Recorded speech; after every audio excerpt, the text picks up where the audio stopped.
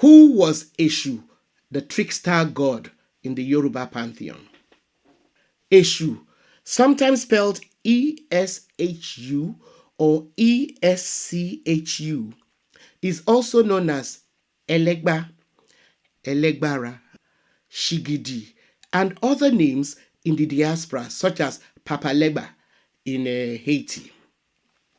He is hailed as the orisa with 200 names because of his complex and diverse characteristics.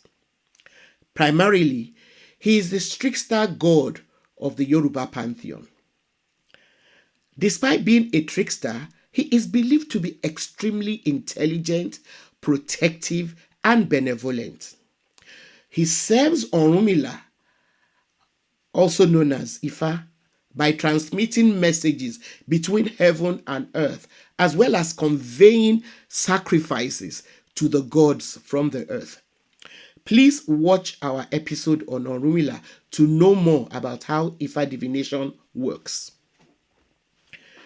Eshu is also the god who is responsible for punishing humans on behalf of the other gods when humans have been wicked.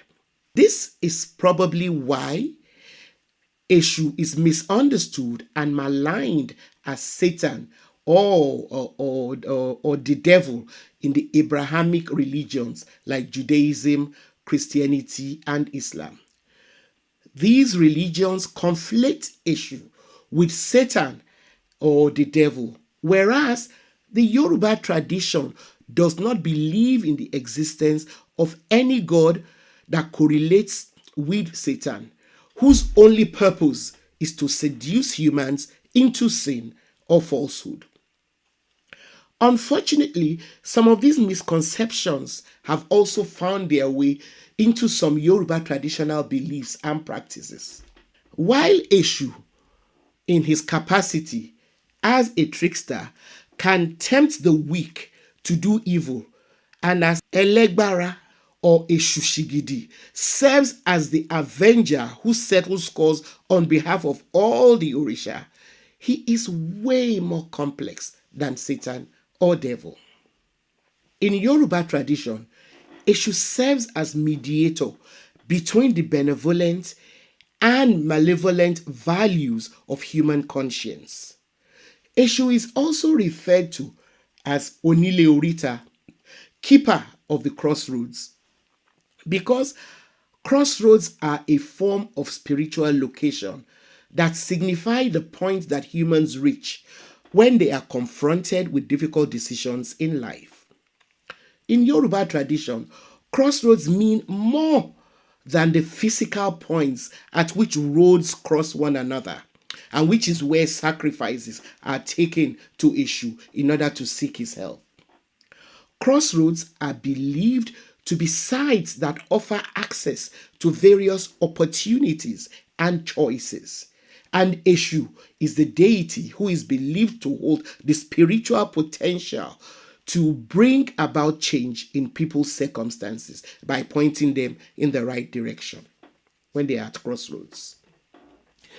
There are several Odu, Ifa, which pay homage to Eshu's varied characteristics, just as there are several traditional stories that feature how Eshu became the most valuable companion and messenger of Orunmila, the god of divination. A very popular one that reflects Eshu's character relates how Iku, death in Yoruba, challenged Eshu to a combat to determine which of them was greater. Unlike everyone who feared Iku, Eshu was not flustered by this challenge. Even Orunmila tried to warn Eshu, asking him, "Have you ever heard of anyone who challenged death and survived?" But Eshu would not listen. He insisted that he was not scared of death. So, on the day of the duel, Eshu went to the market square, which was this venue of the combat, with a large retinue of singers and drummers to intimidate death.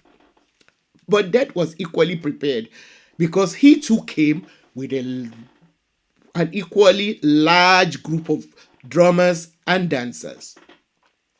Everyone who had heard about the challenge showed up at the market square to watch who would win between Eshu and Iku. Some of the spectators hoped that Eshu would put an end to death's tyranny, while others believed that Iku would surely destroy Eshu. The two groups of singers and drummers opened the floor by singing and taunting their opponents. Finally, Orunmila Agboniregun, who had been chosen to play the role of umpire because of his unmatched wisdom, called for the battle to begin. Eshu sprang forward, holding up his big fighting club. He held it high and aimed it at Iku. Although the club was so powerful, Iku ducked. Eshu raised his club and struck again and again, and Iku, who was so agile, kept prancing about and ducking. Dust rose from the earth, and the air became thick as the two fighters kept prancing around, with Eshu striking out and Iku managing to avoid getting hit by Eshu's mighty club. Eshu finally decided to muster all his strength and targeted Iku's head to break it once and for all and destroy him. But Eshu lost hold of the club and it fell with a loud thud to the ground, making a sound as loud as thunder when it landed. There was a sudden hush as spectators on both sides watched. Iku grabbed hold of Eshu and flung him to the ground, trying to pin his back to the ground. The two wrestled on the ground, and in one swift movement, Iku managed to grab Eshu's club, which both of them had been trying to reach. He raised it and was about to bring it down on Eshu when Orunmila caught Iku's hand and stopped him before he could bring the club down and hit Eshu. The club dropped again, and this time Orunmila quickly picked it up before either of them could snatch it. He called for a truce. Being the sage that he was, Orunmila pointed out to Iku that he should be quite satisfied with his victory in winning the battle against Eshu.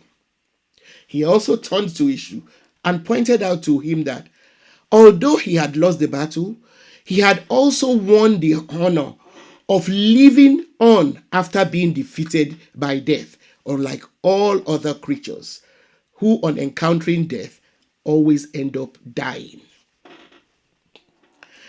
Now, beyond the realm of religion, Eshu's many attributes have been drawn on by artists for inspiration and by scholars in various fields to interpret all forms of creative work. I recommend Henry Louis Gates Jr.'s innovative study, which explores the relationship between African and African American literature in the diaspora by tracing connections between Eshu and other trickster figures in a lot of cultures in the diaspora, especially the signifying monkey. Gates' book, titled The Signifying Monkey, A Theory of African American Literary Criticism, uncovers a unique system for appraising and interpreting creative works and proposes new critical approaches to understanding them based on traditions that enslaved people brought with them to the New World and which their descendants have retained even after hundreds of years. Thanks for watching. Please support us through Patreon and by buying me coffee so we can continue to bring you this series. Subscribe if you've not yet done so. Turn on your notification buttons and don't forget to share our videos with all your contacts and keep those comments coming.